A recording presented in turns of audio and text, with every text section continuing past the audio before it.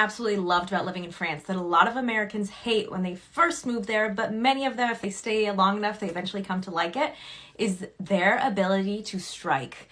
They don't just strike and inconvenience a couple people. The government is like, you know what, we're gonna raise the retirement age by a couple years. And they're like, oh, we're gonna shut down the whole fucking country until you give us back our rights, okay? It's fabulous.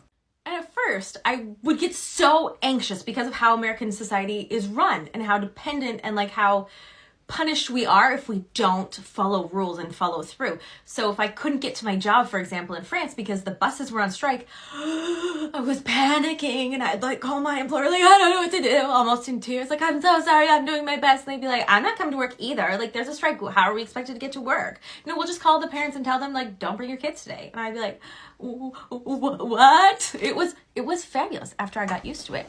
And I mean, kind of sometimes just felt like free vacation for me because I'd be like, well, can't go to work today. Can't walk 20 kilometers without the buses and I don't have a car. And this was before Uber when this was mostly happening. They're really quite understanding about strikes inconveniencing people, and you won't generally be punished because it's to be expected. The whole society is kind of set up for these workers to be able to strike for their rights, but it does inconvenience people and piss a lot of people off, enough to the point where the government kind of has to listen and they have to respond in some capacity to these strikes. And you know what?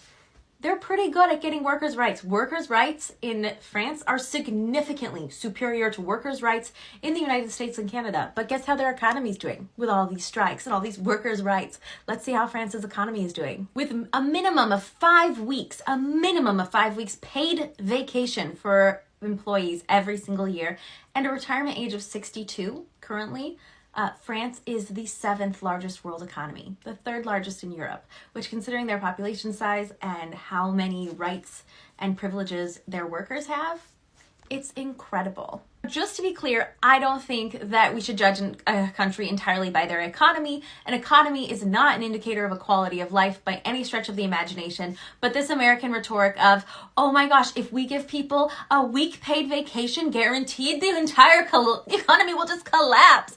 What will we do if employers aren't allowed to pay their employees starving wages anymore? It's just all bullshit. Because other countries, guess what? They're doing real good. And they have a higher quality of life and a lot more freedom than workers do in the United States of America.